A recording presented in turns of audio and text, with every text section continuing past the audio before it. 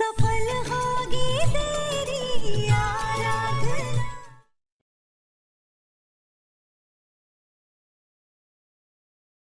अरे दो दो शादियां की लेकिन एक भी बीवी इससे संभली नहीं। अरे तूने तो इनकी ये हालत की कि एक बीवी ने दूसरी बीवी की जान ही ले ली। बस प्रशांत, अब और नहीं। और क्यों नहीं? अरे सच्चाई तो यह है कि आराधना भाभी ने दामिनी भाभी को नहीं मारा, तूने मारा है।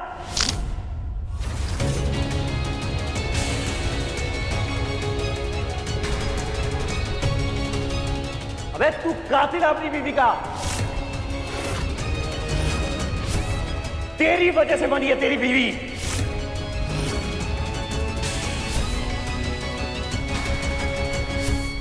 बीवी का कातिल, अपनी खानदान का कातिल। प्रशांत,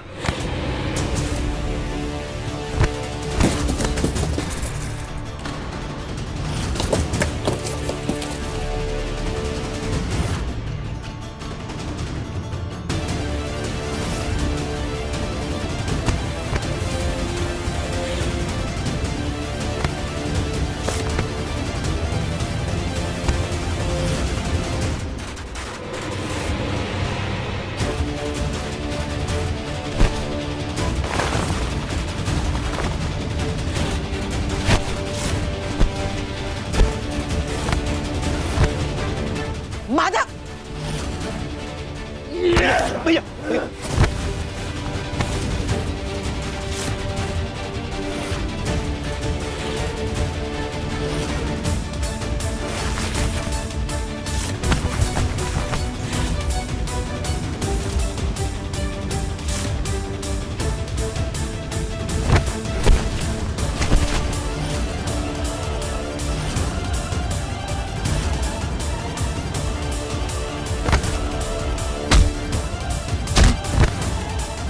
प्रशांत को आज हो क्या गया है?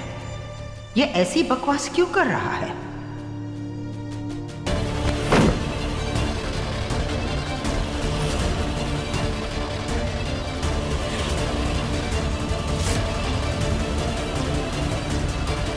देविका कहाँ चली गई?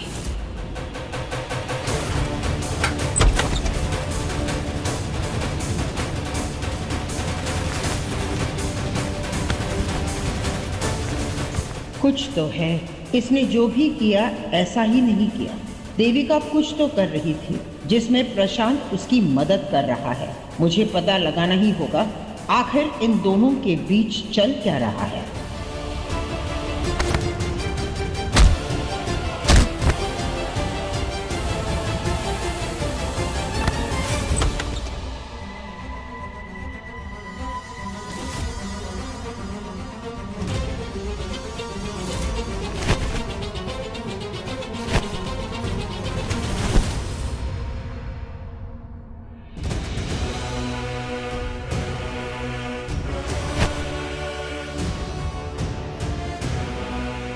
अगर मैंने फिर से बोरी वॉचमैन को दी तो उसे शक हो जाएगा। क्या करूं?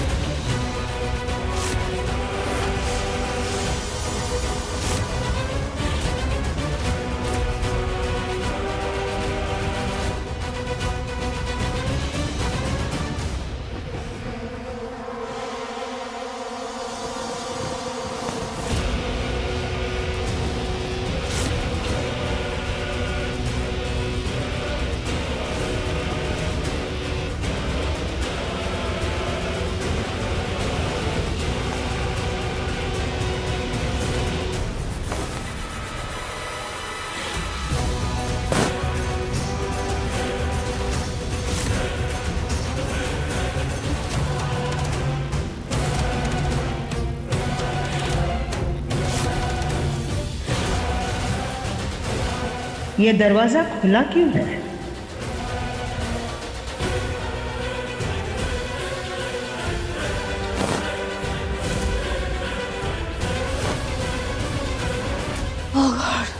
तुम यहाँ क्या कर रही हो?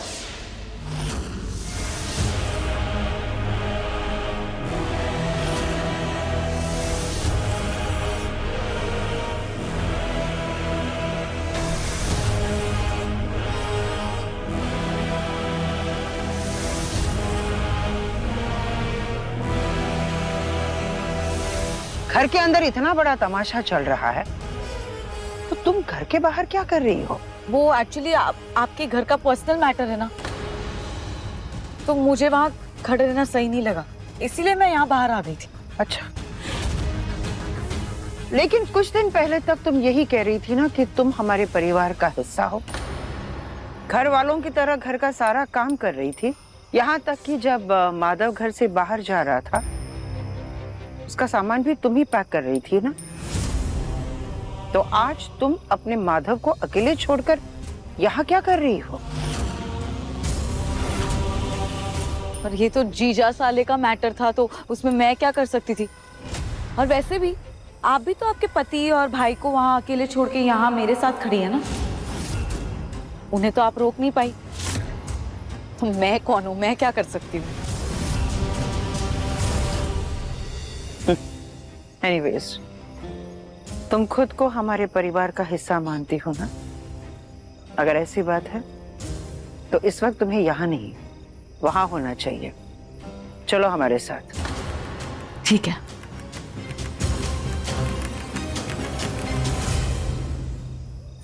आज मैं इसे जान से मार दूंगा।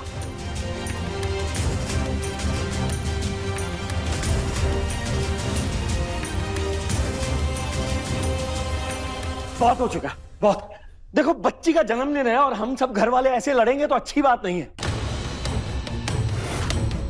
माधव, अगर तुम इस झगड़े को खत्म करना चाहते हो तो मैं भी पीछे हटने को तैयार हूं। देखो माधव, लड़ाई खत्म करते हैं, लेकिन सुनो, अगर तुम्हारी बहन चाहेगी कि मैं इस घर में आऊं तो तुम मुझे आने से रोक नहीं सकते हो।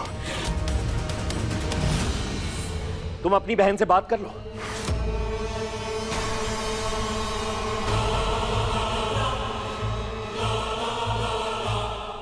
मैं जा रहा हूं।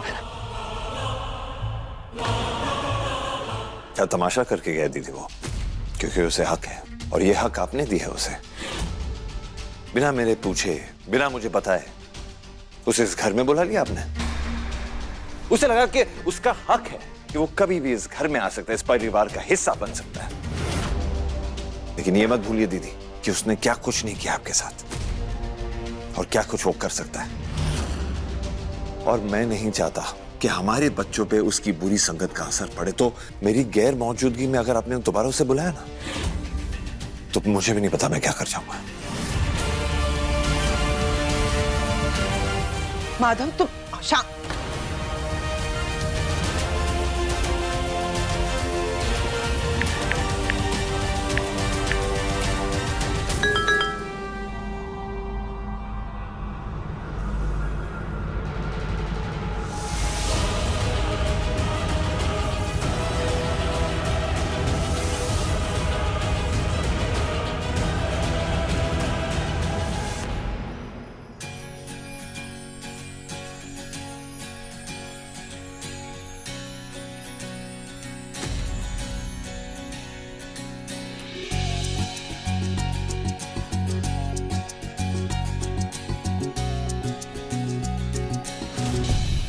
साहब जी के सामने प्लेट रखूं या नहीं, पता नहीं मेरे हाथ से खाना लेंगे या नहीं।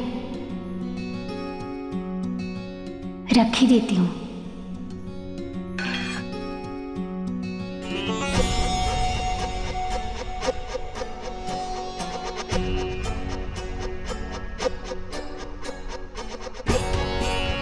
दो दिन के लिए दोनों बाहर क्या गए?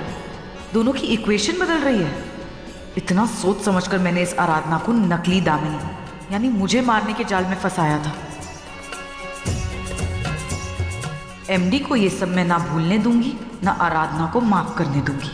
इस बुझती चिंगारी को फिर से आग बनाकर एमडी के दिल में वही नफरत पैदा करनी होगी।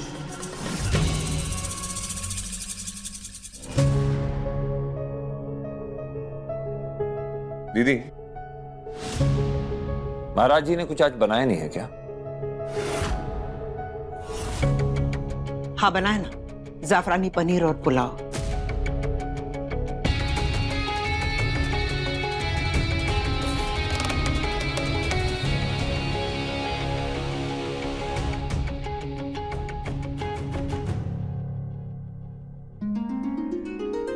ताई जी, पाव भाजी ना बहुत टेस्टी बनी है।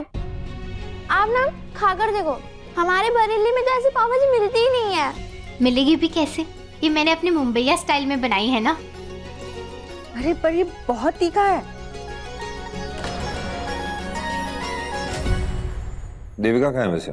उसे खाना नहीं खाना? बड़े भैया वो तो बाहर किसी से फोन पे बात कर रही थी।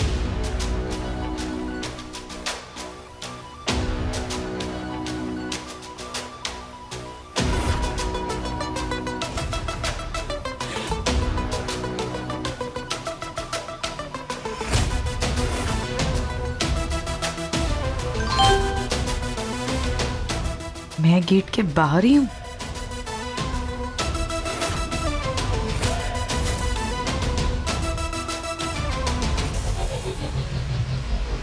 हाँ मैं तो आ गई हूँ यूएस से वापस। हाँ मैं तो दामिनी दी के घर पर ही हूँ। कल ना मैं यहाँ से निकल जाऊंगी। हाँ जी हाँ जी, हाँ हाँ हाँ, सही कहा आपने।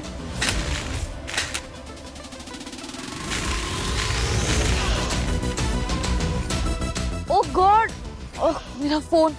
वॉचमैन प्लीज यहाँ आइए ना। ओह गॉड, मेरा फोन इस गाड़ी के अंदर चला गया। प्लीज आप जरा झुक के निकाल देंगे क्या, प्लीज। हाँ हाँ अंदर, जरा अंदर झुकिए ना। अच्छा हुआ माधव तुमने पाव भाजी नहीं खाया। तीखी चीजें तुम बिल्कुल नहीं खा सकते ना। किसने कहा कि मैं तीखा नहीं खा सकता? जबकि मेरी जिंदगी और मेरे दिल में मैं इतनी करवाहट झेल चुका हूं कि उसके सामने मिर्च क्या चीज है।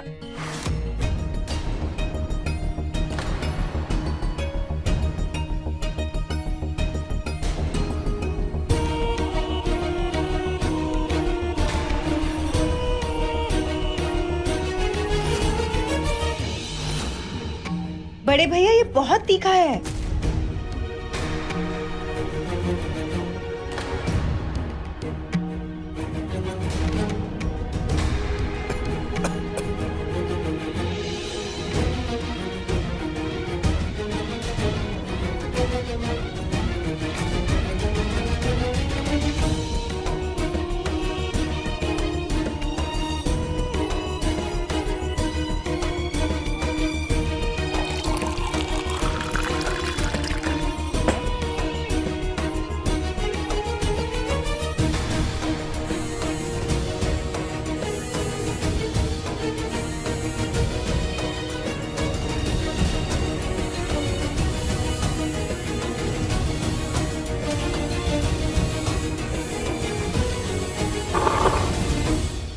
ये लड्डू महाराज जी ने बनाए हैं। काया बेटा, तुम्हें ये लड्डू चाहिए?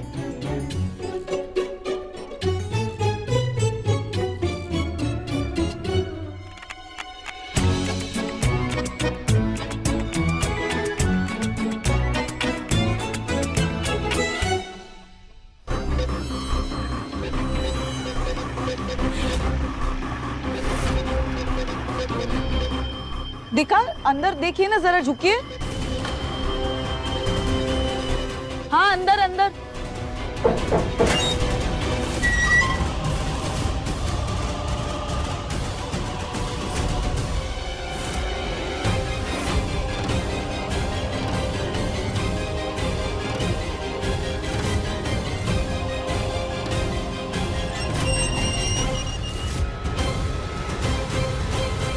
अंदर अंदर, जरा अंदर झुकिए ना, थोड़ा और अंदर।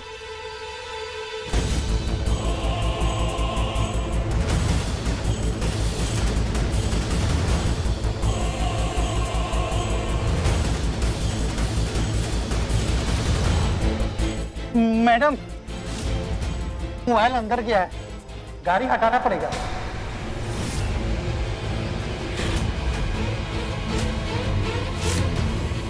अरे नहीं भैया, अब गाड़ी भी हटाने के लिए टाइम नहीं है। आप अंदर जाइए, मिल जाएगा। हाँ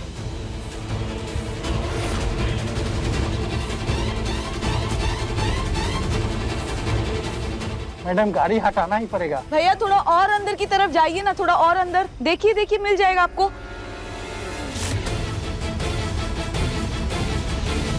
देविका जी,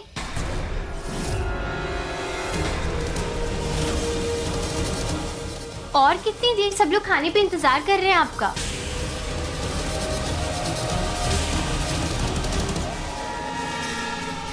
आराधना तुम जाओ ना, मैं अभी आ रही हूँ, बस मेरा फोन नीचे गिर गया। जाओ, मैं आती हूँ। हाँ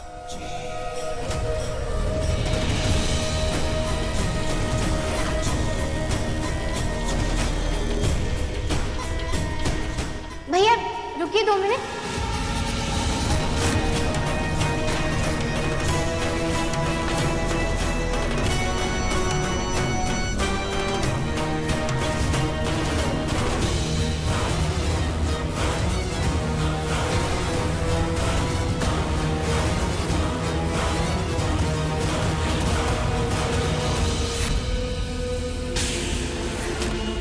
ये लोग कौन है और ये लोग ये कालीन को कहाँ लेकर जा रहे हैं?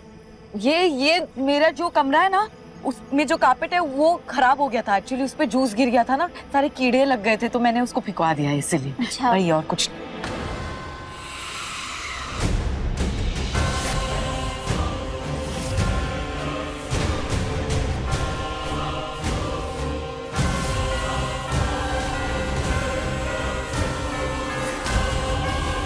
ये लाल रंग, खून।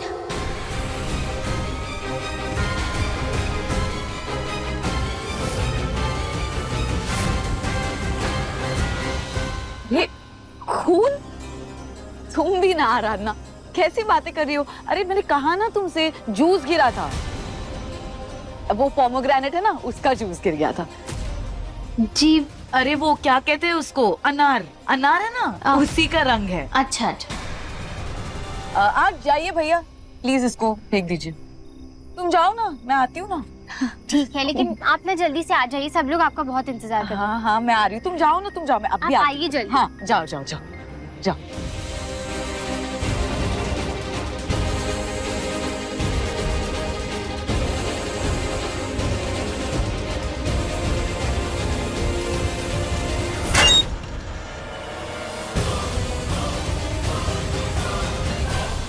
देविका जी आइए ना।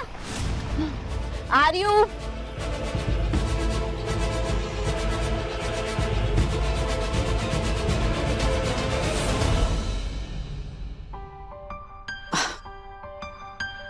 देविका, कहाँ थी तुम? बाहर ही थी। एक्चुअली यूएस से ना मेरी फ्रेंड का कॉल आया था।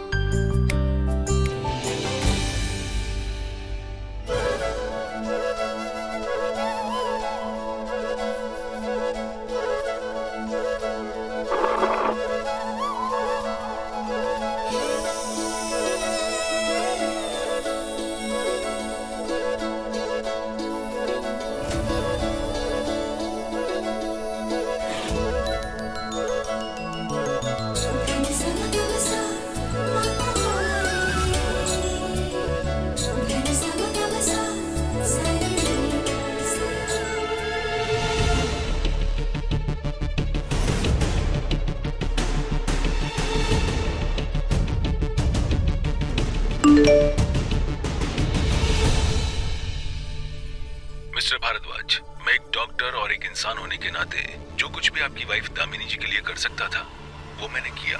उनका इलाज किया, उन्हें सही किया और आपके पास लेकर आया। लेकिन पता नहीं क्यों अब मुझे ऐसा लग रहा है कि मेरे उसूलों पे, मेरे इरादों पे उंगली उठाई जा रही है। ये डॉक्टर तो गायब हो गए थे, फिर ये वीडियो कहाँ से आया? मैं छुट्टी मनाने यूपी आया था और यहीं रुक गया हूँ।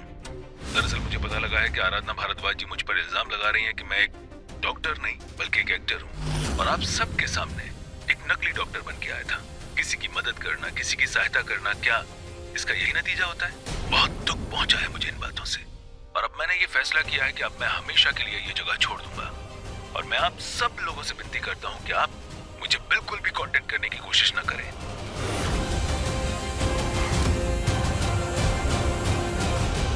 डॉक्टर ने अचानक ये वीडियो मुझे क्यों भेजी? एमडी, एक्चुअली ये सब मेरी गलती है। आराधना ने उस डॉक्टर के बारे में पूछताछ की थी। क्या पूछताछ की थी?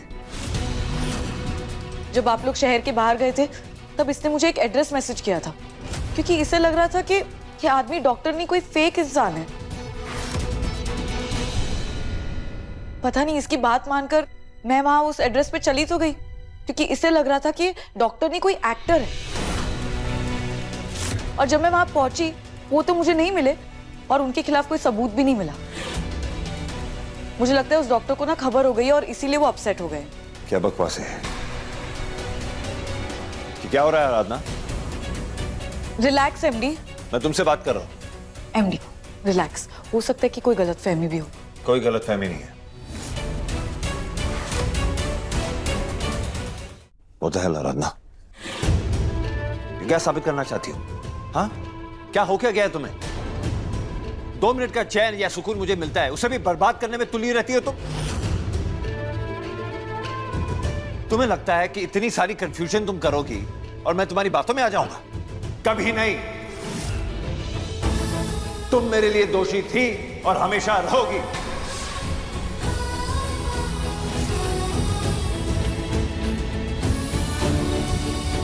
दो मिनट का अगर सुकून और चैन मुझे मिलता है, उसे बर्बाद करने आ जाती हो तुम।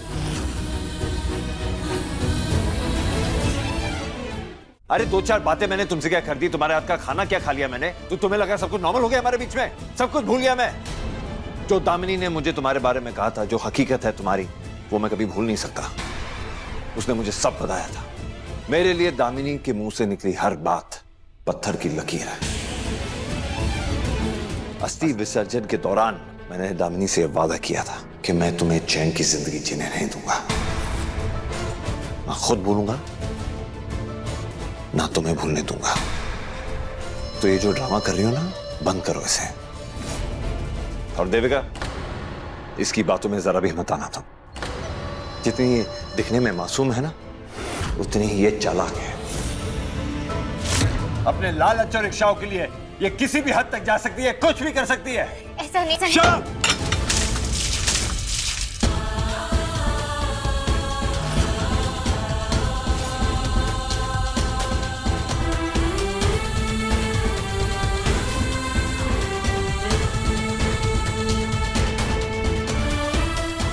MD, MD please calm down MD.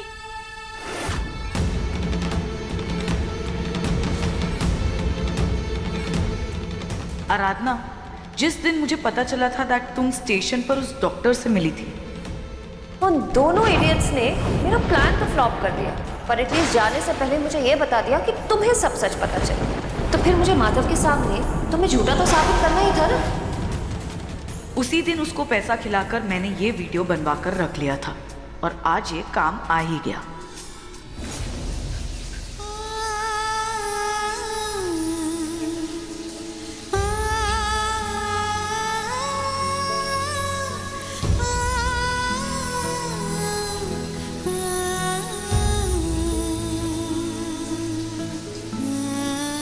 अस्थि विसर्जन के दौरान मैंने दामिनी से वादा किया था कि मैं तुम्हें चैन की जिंदगी जीने नहीं दूंगा। कैसे यकीन दिलाऊं मैं साहब जी को कि मैंने दामिनी जी को नहीं मारा? हाँ बोलो। भर गया मन रासलीला करते करते, उस माधव के पीछे घूमते घूमते। अगर आज मैंने तुम्हारी मदद ना की होती ना, तो तुम इस वक्त जेल में बंद होती। ये बोलने के लिए इतनी रात को कॉल किया था क्या? प्रशांत द्विवेदी अपने फायदे के बिना अपने साय को भी अपने साथ नहीं चलने देता है। और आज तो मैंने बिना सौदा किए तुम्हारी इतनी बड़ी मदद की है। चाहते क्या हो, साफ साफ बोल दो ना। अपना मकसद जो अब तक पूरा नहीं हो पाया, उसे पूरा करना चाहता हूं। मैंने तुम्हारे लिए उस लाश को ठिकाने लगाया है। अब तुम मेरे लिए उस बच्चे को रास्ते से हटाओ। ये काम तुम्हारे लिए कितना आसान है वो तो हम देख ही चुके हैं। अब अपनी ये खुदगर्जी छोड़ो और मेरा काम पूरा करो। 24 घंटे हैं तुम्हारे पास। कल रात 8:30 बजे के बाद वो बच्चा दिखना नहीं चाहिए मुझे। ठीक है, काम हो जाएगा।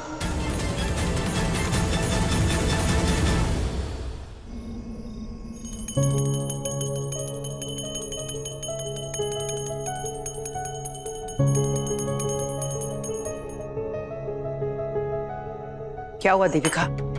इतनी रात गए, ये घंटी क्यों बजा रही हो तुम? दी, आप भूल गई हैं क्या कि कल क्या है? अरे कल 1 जनवरी है, यानी कि न्यू ईयर्स है। यहाँ न्यू ईयर पार्टी नहीं होगी देविका।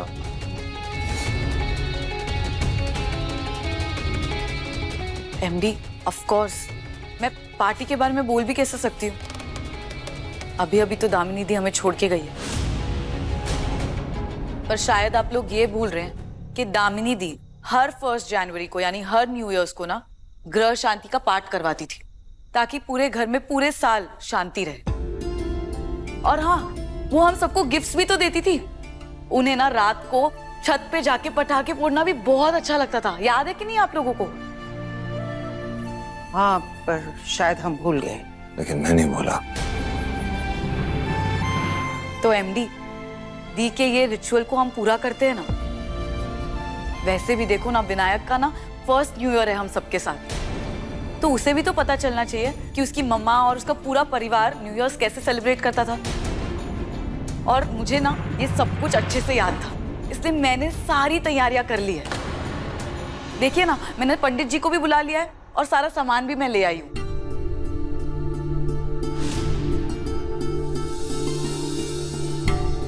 आप लोगों को ना बस पूजा में आके बैठना है, दैट्स इट। बाकी सब कुछ मैं संभाल लूंगी। और एमडी, आप पूजा में ना आराधना और विनायक के साथ बैठिएगा।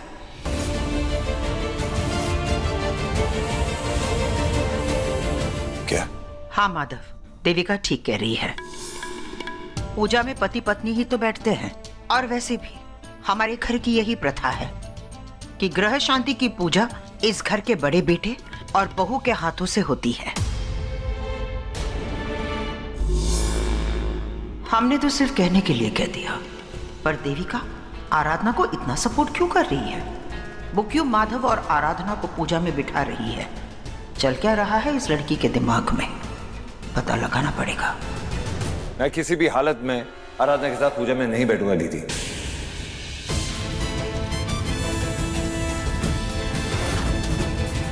वो पूजा में नहीं बैठेगी, कह दिया तो कह दिया।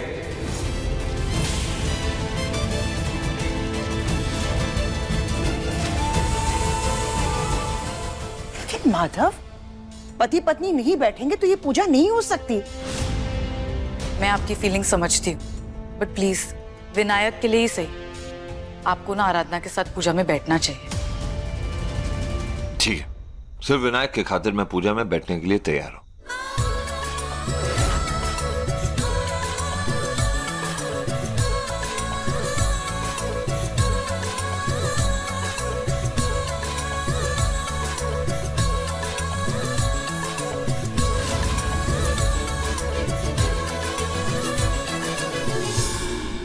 पूजा होगी 5 बजे, लेकिन उससे ठीक 5 मिनट पहले 4:55 को ना ऐसा धमाका करूंगी मैं कि उस आराधना और विनायक की तो रूह कांप जाएगी। ऐसा सदमा दूंगी ना उन दोनों को कि कभी उससे उभर नहीं पाएंगे। कल पूजा से पहले मैं साहब जी को नए साल का तोहफा दूंगी, जिससे उन्हें पता चल जाएगा कि मैं दामिनी जी की कितनी इज्जत करती हूँ और मैं कभी उन्हें नुकसान पहुंचाने के बारे में नहीं सोच सकती।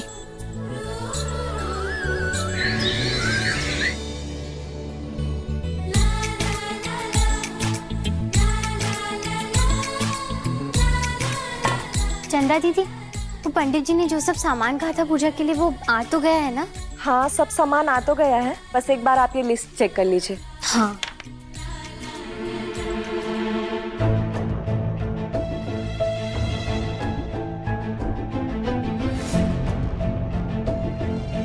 मुझे दो, तुम तो ये पढ़ ही नहीं पाओगी हिंदी में, और तुम्हें तो हिंदी इंग्लिश दोनों नहीं पढ़ना आता होगा। मैं चेक करके बताती हूँ। वैसे तुम एक काम कर सकती हो, ये 3 पैकेट है ना, इसमें से ये जो पैकेट है इसमें है पंडित जी के दान का सामान, इसे किचन में रखना है। ये देखो, ये पटाखे हैं, शाम को पूजा के बाद हम इसे जलाएंगे, तो इसे स्टोर रूम में रखना है। और ये मेरे प्यारे भांजे विनायक के लिए, न्यू ईयर्स के लिए, इसे ना प्ले रूम में रख देना, ठीक है? ये तो बहुत ही सुंदर है।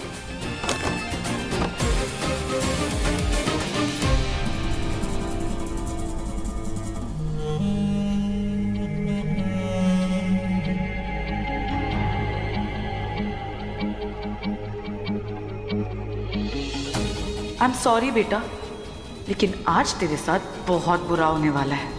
कुछ ऐसा जो किसी के साथ नहीं होना चाहिए, पर उसका जिम्मेदार भी तू ही है। क्यों आया तू इस दुनिया में? ना तू आता, ना आराधना और एमडी एक होते, और ना उन्हें अलग करने के लिए मुझे तेरे साथ कुछ करना पड़ता।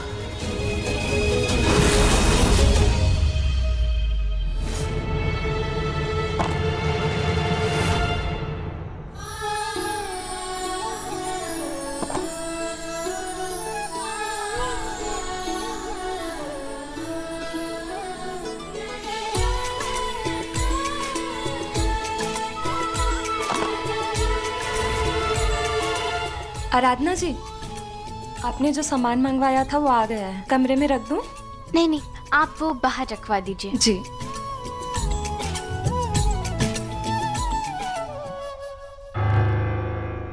ऐसा क्या मंगवाया है इसने जो सबसे छुपा रही है? करने क्या वाली है ये? पता करना पड़ेगा, लेकिन उससे पहले अपने प्लान का पहला स्टेज पूरा करना है।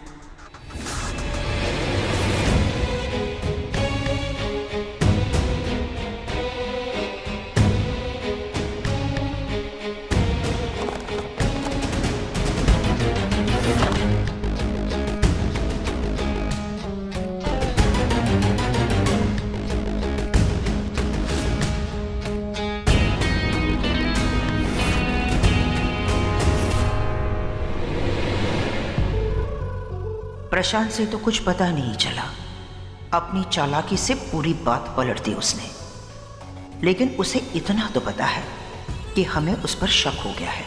अब देविका से ही हमें सच पता करना होगा, लेकिन वो है कहाँ? यहाँ तो नहीं दिख रही।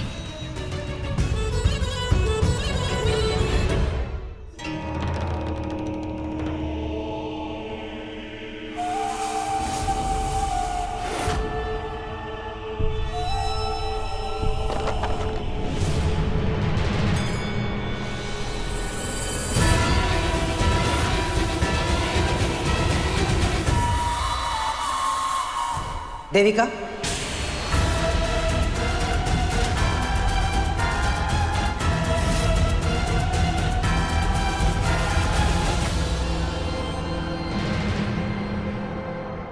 देविका तुम स्टोर रूम में क्या कर रही हो? मैं वो समय ढूंढने आई थी मैं। वो क्या है ना, पूजा में अगर हम लंबे दिए लगाएंगे ना तो अच्छा लगेगा, इसीलिए। पर मिल ही नहीं रहे थे। समय नहीं मिल रहे, वहां पड़े। अरे पता नहीं मुझे क्यों नहीं दिखे। Thank you. चले।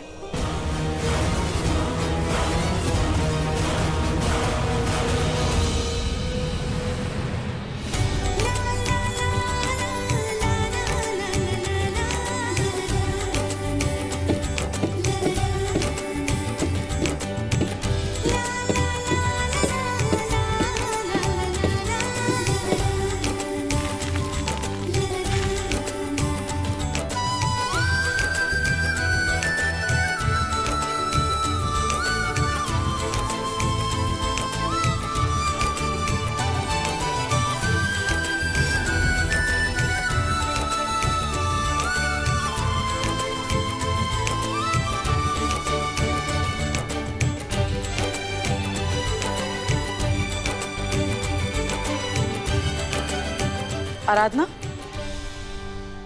तुम यहाँ क्या कर रही हो?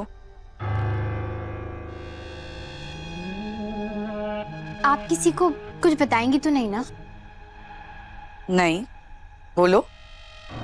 वो दरअसल मैं साहब जी के लिए तोहफा बना रही हूँ।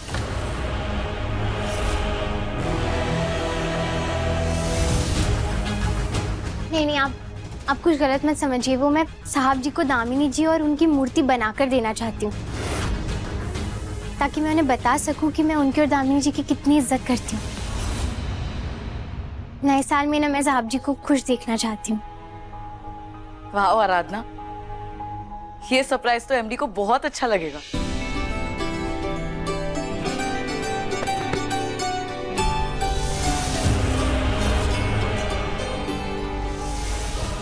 सरप्राइज नहीं, सिर्फ दर्द दोगी तुम आज एमडी को।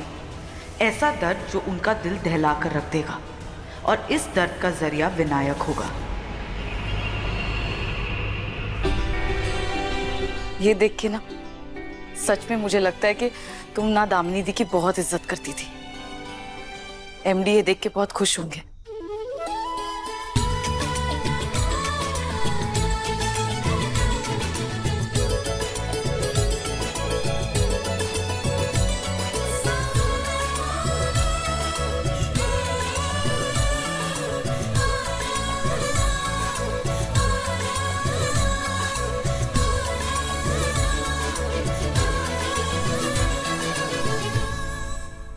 साहब जी, मैं जानती हूँ आज नए साल पर आप दामिनी जी को बहुत याद कर रहे होंगे, क्योंकि जिस इंसान के साथ में आपने अपनी पूरी ज़िंदगी बिताने के बारे में सोचा हो, अगर उसका हाथ यूँ ही बीच सफ़र में छूट जाए तो पूरी ज़िंदगी पहाड़ जैसी लगने लगती है।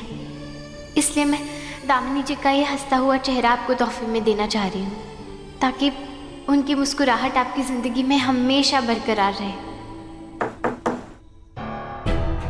मैं अंदर आ जाऊं? Of course. तुम परमिशन कब से मांगने लगते? हाथ के बांधे हुए तुमने छुपा के रखा गया तुमने? हर साल आज के दिन दामिनी दी सबको गिफ्ट देती थी, तो आज उनकी तरफ से मैं गिफ्ट लाई। इसकी क्या जरूरत थी? ऑफ कोर्स जरूरत थी। दामिनी दी अब हमारे साथ नहीं है, और उनके रिचुअल से ही तो वो हमारे साथ जिंदा रहेगी ना। और ये गिफ्ट मैं आपके लिए लाई हूँ। That's fine. अरे ये लो। थैंक्स।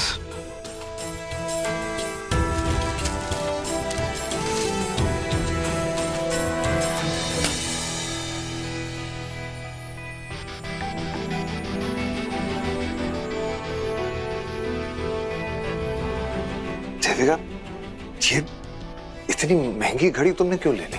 दामिनी दी ने मुझे एक बार बताया था कि आपको इस वॉच का लिमिटेड एडिशन चाहिए था, तो मुझे याद था, इसलिए मैंने स्पेशली अमेरिका से मंगवाया है आपके लिए। आज के दिन दामिनी जी आपको आपका मनपसंद तोहफा दिया करती थी, लेकिन मैं आपको क्या ही दे सकती हूँ। आपके पास तो पूरी दुनिया है, लेकिन मेरे पास तो और कुछ भी नहीं है सिवाय मेरे हुनर के। इसलिए मैंने सोचा कि मैं ये बनाकर आपके चेहरे पर फिर से मुस्कुराहट लौटा सकूं। यही मेरी तरफ से आपके लिए तोहफा होगा साहब जी।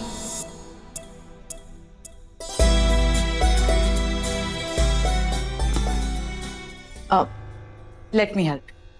थैंक्स।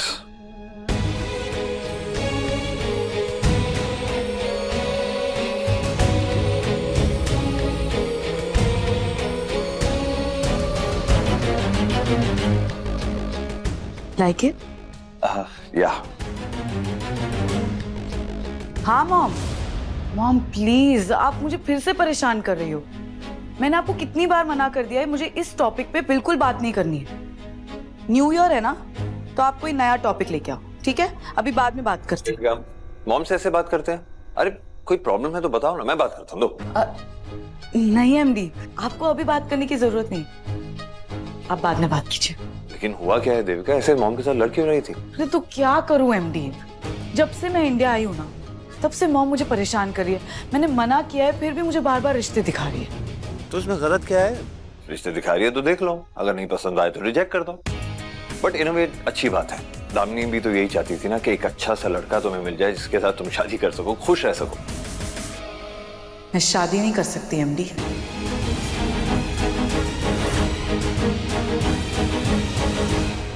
मैं किसी और से प्यार करती हूँ। ये तो अच्छी बात है। Who's the lucky guy? यार फोन पे बात कराओ, फोटो दिखाओ।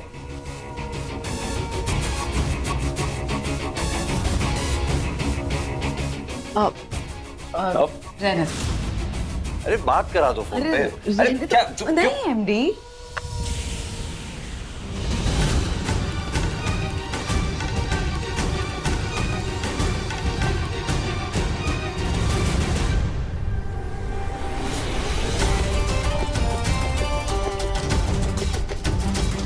हमें भी तो पता चले देविका किससे प्यार करती है। कौन है?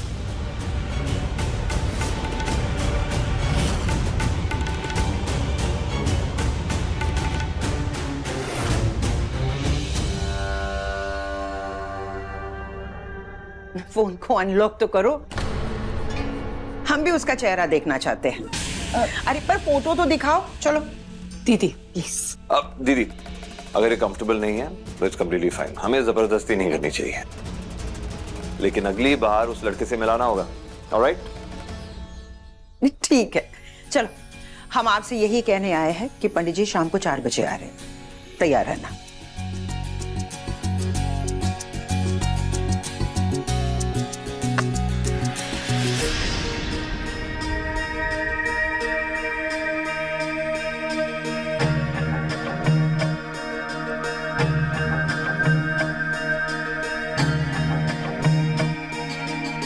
दामिनी दीना सच में बहुत लकी थी जो उन्हें उनका प्यार मिल गया, वरना इस दुनिया में ना हर किसी का प्यार पूरा नहीं होता है। जिस इंसान से मैंने प्यार किया था उसने मुझे कभी नहीं चाहा।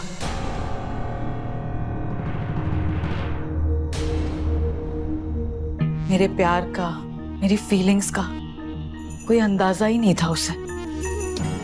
मेरे प्यार की गहराई वो कभी समझ ही नहीं पाया, लेकिन फिर भी मैं उससे बहुत प्यार करती हूँ।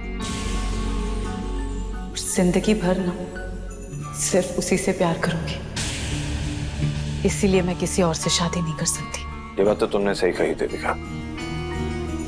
दामिनी को उसका प्यार तो मिल गया, लेकिन मुझे अपना प्यार नहीं मिल पाया, क्योंकि मेरा प्यार तो मुझसे छीन लिया गया था। मेरी कहानी तो अधूरी रहेगी।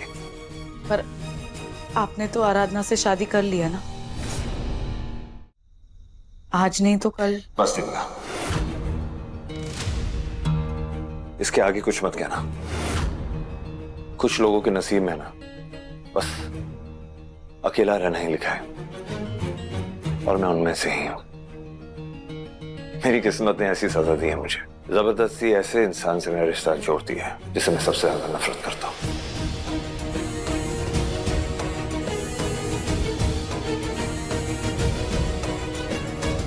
ये जो शादी की है ना मैंने, सिर्फ और सिर्फ विनायक की खातिर की है।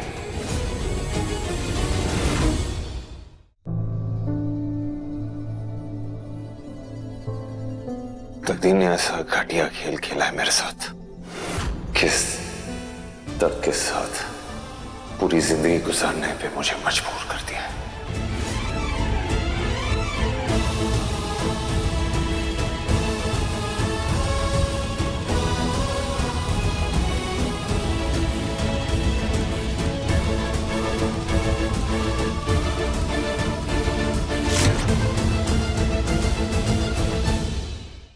अपने पसंदीदा शो के फुल एपिसोड देखने के लिए अभी डाउनलोड करें दंगल प्ले ऐप।